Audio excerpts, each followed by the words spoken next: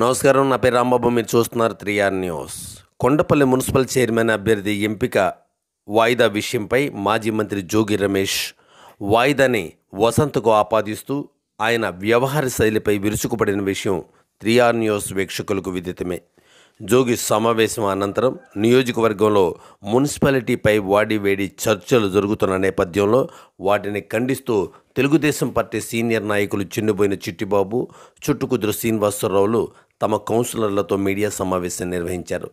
ఈ సందర్భంగా వారు మాట్లాడుతూ పరిపాలన మత్తులో ఇంకా జోగుతున్నారు అని, వైఎస్ఆర్సీపీ కౌన్సిలర్ సభ్యులందరూ కూడా తమ వైపు ఉన్నప్పటికీ మిగిలిన నలుగురితో తమ వ్యక్తే చైర్మన్ అని ప్రకటించటం పిచ్చి పరాకాష్ఠకు చేరటమని ఎద్దేవా చేశారు. ఆ కార్యక్రమంలోని వివరాలను మీ ముందుంచే ప్రయత్నం 3R న్యూస్ చేస్తోంది.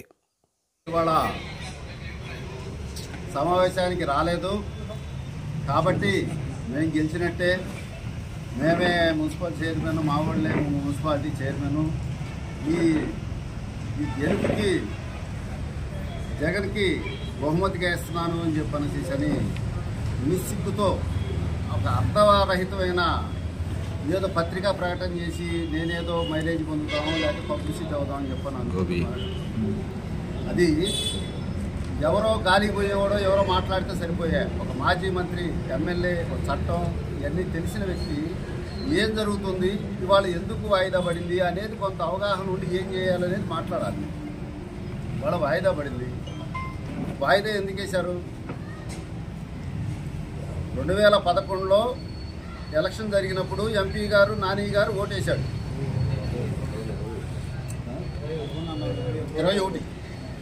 2021లో ఎలక్షన్ జరిగినప్పుడు నాని గారు తెలుగుదేశానికి వేశారు. ఆయన 24లో పార్టీ మారినప్పుడు నా ఓటుని నేను తిరస్కరించుకుంటున్నానని చెప్పనేసి మళ్ళీ కేసు వేశాడంట. కోర్టు ఏమని ఆదేశాన్ని ఇచ్చింది? 2021లో ఏ ఎలక్షన్ జరిగిందో ఆ ఎలక్షన్లో రిజల్ట్ ఏమని రాసిందో దాని ప్రకారం మీరు ఎలక్షన్ కండక్ట్ చేయండి అని చెప్పని ఇచ్చింది. ఆ 2021లో ఎలక్షన్ జరిగినప్పుడు తెలుగుదేశం పార్టీకి 16, వైసీపీకి 15 వచ్చింది. తెలుగుదేశం గెలిచిందని చెప్పని క్లియర్గా ఆ రోజు అనౌన్స్ చేయబట్టి ప్రతిపక్షంలో మేము ఉండా కూడా మేము గెలిచామని చెప్పనేసి పత్రికాముఖంగా కానీ ప్రజలకు కానీ అందరికీ తెలిసింది. ఇవాళ నీకెళ్ళి ఉండా 14 మందిలో, నీకున్న 14 మందిలో కూడా సగం మంది మాకెళ్ళి వచ్చారు. 4 ఆల్రెడీ ప్రముఖంగా వచ్చారు, డైరెక్ట్గానే వచ్చేసారు. మా ఎమ్మెల్యే గారితో పాటు వచ్చినప్పుడు ఇంకా 3-4 మాతో టచ్లోనే ఉన్నారు. నీ దగ్గర ఉన్నది 4. ఈ పత్రికా ప్రకటనలో కూడా ఎంతమంది కౌన్సిలర్లు ఉన్నారో కూడా ఫోటో చూస్తే తెలుస్తుంది.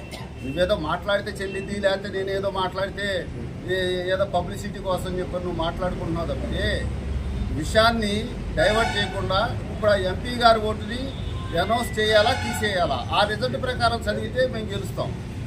ఆ రిజల్ట్ ప్రకారం చదివి మళ్ళీ తర్వాత ఆయన ఓటు చెల్లదు అని అంటే మళ్ళీ అవకాశం ఉండదు. దానికోసమే లీగల్ ఒపీనియన్ తీసుకుంటానికి డిపార్ట్మెంట్ వాళ్ళు ప్రయత్నం చేస్తానికి ఆపారు. ఒకటి. రెండోది, ఇవాళ మేము 22-23 మంది బలం ఉంది. ఇవాళ బలం ఉండేటప్పుడు ఇంకోసారికి మేము ఆడినో ఈయనో బతిలాడుకోవస్తాం లేకపోతే ఇంకోటి వేయాల్సిన అవసరం ఏంటి? దానికోసం చెప్పనేసరి వేసాం. మీరు ఇలాంటిది తెలుసుకొని, చట్టాన్ని తెలుసుకొని మీరు మాట్లాడాలి. అలాగే ప్రభుత్వాలు పలగాలి. ఇప్పుడేదో అభివృద్ధి లేదు, పంపులేస్తానికి లేదు. 3 సంవత్సరాల నుంచి మీ అధికారం ఉంది. ఏం చేశారు మీరు? ఇవాళ సంవత్సర కాలంలో ఏ అభివృద్ధి చేశామో, ప్రజలు ఎలా సంతోషంగా ఉన్నారో, సుఖ సంతోషాలతో మీరు ఎలా ఉన్నారో ప్రజలను అడిగి తెలుసుకోండి. గంజాయి ఆంధ్రప్రదేశ్ కానించి, గుంతల రోడ్లు కానించి, ఏ నెల జీతం ఇస్తారో తెలియని కానించి ఒక క్రమ పద్ధతిలో ఒకటి 1 by 1 చేసుకుంటూ వస్తున్నారు. ఇవాళ అనుకున్నంత టార్గెట్ చేయలేకపోయినా భవిష్యత్తులో ఇంకో సంవత్సరంలో అన్ని సూపర్ 6 పథకాలు అన్నీ ఇస్తాము. అన్ని కార్యక్రమాలు జరుగుతాయి. అభివృద్ధి పదంలో ఈ మైలవరం కాన్స్టిట్యున్సీ మన కృష్ణప్రసాద్ గారి ఆధ్వర్యంలో బ్రహ్మాండంగా ఉండిద్దని చెప్పనేసి నేను తెలియజేస్తూ, మీరు ఇలాంటివనో మైలేజ్ వచ్చే మాటలు లేకపోతే జగన్ గంజాయి బ్యాచ్ వాళ్ళని పరామర్శిస్తానికి వచ్చినట్టుగా ఈ కార్యక్రమాలు పెట్టొద్దు. మీరు పరిస్థితిని ఆలోచించి అపోజిషన్లో ఉన్నారు. ఏదన్నా తప్పులు ఒప్పులు ఏమైనా ఉంటే సరి చేస్తారని చెప్పండి.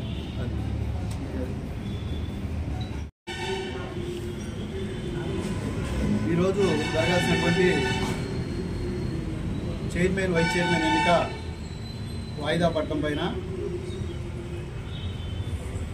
ఈరోజు ఉదయం మాజీ మంత్రి యోగి రమేష్ గారు కానీ, అలాగే వారి చైర్మన్ అభ్యర్థి చెప్పుకుంటున్నటువంటి వ్యక్తులు కానీ, అలాగే వాళ్ళ కౌన్సిలర్లు కూడా మాట్లాడుతూ ఆయన ఏదో చైర్మన్ ఇచ్చేసినట్టు, ఇంకా వీళ్ళు ఎలా ఉన్నారంటే వైసీపీ నాయకులు ఇంకా జోగి రమేష్ గారు నేను సచివాలయంలోనే మంత్రిగా ఉన్నానని, ఇంకా నేను క్యాబినెట్లో, ఇంకా నేను మంత్రివర్గంలో సీఎం గారితో సమావేశాలు మొత్తం కూడా నేను కూడా దాంట్లో పాల్గొంటున్నాను అన్నట్టుగా, ఆయనదే ప్రభుత్వం ఉందన్నట్లుగా ఆయనకు ఆయన ఊహించేసుకొని చైర్మన్ కూడా ఆయన డిసైడ్ చేసే పరిస్థితికి వచ్చేసాడు. ఈ రోజు నుంచి అంట నైతికంగా కానీ దేనికైనా సరే గుంజ శ్రీనివాస్ గారు చైర్మన్ అంట, ఏనేమో మంత్రి అంట.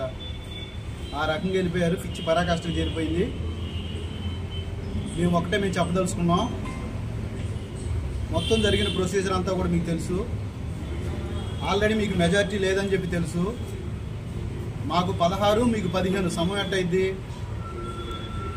ఈ రోజున వాళ్ళు అనౌన్స్ చేసినా కానీ తప్పనిసరిగా టీడీపీ ఓటీ దాకా లేకపోతే చీటీల దాకా వెళ్ళాల్సిన అవసరం లేదు. మీరు డైరెక్ట్గా అనౌన్స్ చేసి చీటీ మీరు ఓపెన్ చేసి మాకు చెప్పినా కానీ డైరెక్ట్గా 16, 15 అని వచ్చి ఉండేది. కానీ ఈ అధికారులు ఎట్లా అయిందంటే వాళ్ళు కొంచెం టెక్నికల్గా సాంకేతిక లోపం పెట్టుకొని వాళ్ళు ఇక్కడ వాయిదా వేశారు తప్ప తెలుగుదేశం పార్టీకి వేయాల్సిన అవసరం అసలు లేదు. కృష్ణప్రసాద్ గారికి అసలే లేదు. ఏది జరిగినా పారదర్శకంగా జరగాలనే ఆలోచన కృష్ణప్రసాద్ గారికి. మేము ప్రభుత్వంలో ఉన్నాం. నువ్వు ఎప్పుడో 2021 తీసుకొచ్చి ఇప్పుడు చెబుతున్నావు. మేము ఒకటే ఇక్కడ చెప్పదలుచుకున్నాం. 24/11/2021 మొత్తం చైర్మన్ వైస్ చైర్మన్ ఎన్నిక జరిగింది. 3 సంవత్సరాలు 8 నెలలు అయిపోతుంది. జరగాలని చెప్పి మేము కూడా కోరుకుంటున్నాం. వాయిదా ఇచ్చుకోవాల్సిన అవసరం తెలుగుదేశం పార్టీ నాయకులు, కౌన్సిలర్లకు కానీ ప్రభుత్వానికి కానీ అవసరం లేదు. ఇది కేవలం అధికారుల యొక్క సాంకేతిక లోపంతో వాళ్ళు చేసినటువంటి వాయిదా తప్ప మాకు అవసరం లేదు. అయినా కానీ మేము ఇక్కడ ఒకటే చెప్పదలుచుకున్నాం. వాయిదా ఇచ్చుకోవాల్సిన అవసరం ఎందుకు లేదంటున్నామంటే మేము ఇండిపెండెంట్ క్యాండిడేట్తో మేము 15 అయ్యాం, ఎంపీ క్యాండిడేట్తో 16 మంది అయ్యాం, వాళ్ళు 15 మంది అయ్యారు. ఆ రోజున ప్రిసైడింగ్ ఆఫీసర్ ఏం చేశారు, ఆ రోజున ఉన్నటువంటి స్టేట్మెంట్ మొత్తాన్ని కూడా వీడియో తీసి కోర్టుకు పంపించారు. ఇవాళ ఎలక్షన్ కమిషన్ ఏమంటుంది, అందుట్లో ఉన్న చదవమంటుంది. అంతేగాని సమం అని మీరు ఎట్లా నిర్ణయిస్తారు? ఎంపీ గారు ఓటు చెల్లదని చెప్పి అక్కడేం చెప్పలేదే. తప్పనిసరిగా 16, 15, 16 తెలుగుదేశం తప్పనిసరిగా ఇప్పుడు అనౌన్స్ చేసినా కానీ చైర్మన్ టీడీపీకే వచ్చేది. కానీ ఈ అధికారులు సాంకేతిక లోపం అని చెప్పి చెబుతున్నారు. నువ్వు సాంకేతిక లోపం అయినా అవ్వకపోయినా, లేకపోతే మీరు డైరెక్ట్గా ఎలక్షన్ పెట్టినా తప్పనిసరిగా ఇంకొక వారానికైనా సరే తెలుగుదేశం పార్టీ చైర్మన్ అభ్యర్థి అక్కడ చైర్మన్గా ప్రమాణ స్వీకారం చేస్తారు. వైస్ చైర్మన్ కూడా కంపల్సరీగా తెలుగుదేశం పార్టీ ఉంటారు. ఇక్కడేమి లాబింగ్ చేయాల్సిన అవసరం లేదు, ఎవరికి ఇది అవ్వాల్సిన అవసరం అంతకన్నా లేదు.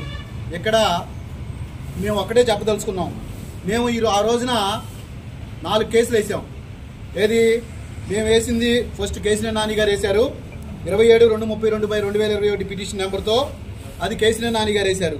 ఆ తర్వాత 27/5/33/2021తో చిట్టిబాబు గారు మేము అందరం కలిసి 15 మంది మొత్తం 16 మంది ఇంప్లీట్ అయ్యి మేము ఒక కేసు వేసాం. తర్వాత కేసీఆర్ నాని గారు మళ్ళీ 28/159/2021 ఒకటి వేశారు. మళ్ళీ మేము చిట్టిబాబు గారు ఇంకో 14 మంది ఒకరు తగ్గారు. మేము 15 మందిని కలిసి 28/903/2021 మేము ఒక కేసు వేసాం. ఈ 4 కూడా 2/2/2024 ఒకటి విత్డ్రా అయ్యాం, 19/8/2024 ఒకటి విత్డ్రా అయ్యాం, 2/2/2024 ఇంకోటి విత్డ్రా అయ్యాం, 10/12/2024 ఇంకోటి విత్డ్రా అయ్యాం.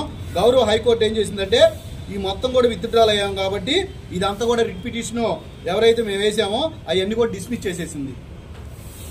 అప్పుడేం చేశారంటే ఏదైతే మాతో పాటు గవర్నమెంట్తో పాటు ఏంటంటే ఇక్కడ డిఎంఏ గారు డైరెక్టర్ ఆఫ్ మున్సిపల్ అడ్మినిస్ట్రేషన్ కూడా దీంట్లో ఇంప్లీడ్ అయింది.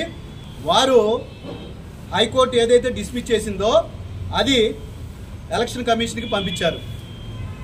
డెసిషన్ మీ చేతిలో ఉందని మీరు అనౌన్స్ చేయాలని చెప్పారు. మున్సిపల్ అప్పుడు స్టేట్ ఎలక్షన్ కమిషను మున్సిపల్ అడ్మినిస్ట్రేషన్కి వాళ్ళకి ఆర్డర్స్ పంపించి ఆ ఆర్డీఓని ప్రొసీడింగ్ ఆఫీసర్గా పంపించి మీరు ఎలక్షన్ కండక్ట్ చేయండి, అంతకుముందు ఏదైతే సీల్ కవర్లో ఉందో అది ఓపెన్ చేసి తదుపరి చర్యలు మీరు ఏం తీసుకొని చేస్తారని చెప్పి చెప్పమంది. ఆ కవర్లో ఏముందో జోగి రమేషో లేకపోతే మన ఈ కౌన్సిలర్ అభ్యర్థో లేకపోతే వాళ్ళ కౌన్సిలర్లో లేకపోతే ఎవరో ఇక్కడ ఉన్నోళ్ళు ఎవరికి తెలియదు. వీళ్ళకి ఆపాదించుకొని వీళ్ళేదో గెలిచేసినట్టుగా, ఈయనేదో బోర్డులో ఈయనున్నట్టుగా, ప్రభుత్వంలో ఆయన ఉన్నట్టుగా ఇష్టానుసారంగా మాట్లాడుకుంటున్నారు. ఇక్కడ నువ్వు బోర్డు అనౌన్స్ చేసినా తప్పనిసరిగా చైర్మన్ అభ్యర్థిగా తెలుగుదేశం పార్టీ చెందిన వ్యక్తే వాళ్ళ ప్రమాణ స్వీకారం చేసేవాడు. ఇంకోటి గుర్తుపెట్టుకోండి, మీ వల్ల ఇక్కడ ఏది కాదు. 3.5 సంవత్సరాల్లో అప్పుడు తీసుకొచ్చి ఇప్పుడు అనౌన్స్ చేయడం అనేది సాంకేతికంగా ఇబ్బంది అని చెప్పి అధికారులు వెనక్కి తీసుకున్నారు, కానీ ఇక్కడ ప్రభుత్వం వెనక్కి తీసుకోవాలా. 2021లో ఎలక్షన్ జరిగింది. 2021లో అప్పుడు ఉన్నటువంటి ప్రభుత్వాలు మారినాయి, ఎమ్మెల్యేలు మారారు, ఎంపీలు మారారు, అంతా మారారు. సాంకేతికంగా వాళ్ళకి ఇబ్బంది వచ్చిందని చెప్పి రేపటి రోజున వాళ్ళు వెనక్కి తీసుకున్నారు తప్ప ఇక్కడ తెలుగుదేశం పార్టీ వెనక్కి తీసుకోలేదు. ఆ విషయాన్ని జోగి రమేష్ కానీ వాళ్ళ పార్టీ నాయకులు కానీ గుర్తుపెట్టుకోవాలి. తెలుగుదేశం పార్టీ అప్పుడు కాదు ఇప్పుడు కాదు ఇంకో వారానికైనా తప్పనిసరిగా చైర్మన్ అభ్యర్థిని కంపల్సరిగా ప్రమాణ స్వీకారం చేస్తాం. మీకేం తెలియనప్పుడు మీరు ఇష్టానుసారంగా దయచేసి మాట్లాడొద్దు. తప్పనిసరిగా ఏదో పిచ్చి పిచ్చిగా మీ ఇష్టానుసారం మాట్లాడుకుంటే కుదరదు. తెలుగుదేశం పార్టీ పూర్తి మెజార్టీ ఉంది. ఆల్రెడీ మాకు ఇప్పుడు ఎమ్మెల్యే గారితో పాటు 4 కౌన్సిలర్లు కూడా వచ్చారు. మేము 19 మంది ఉన్నాం, ఒక మనిషి చనిపోయినా కానీ.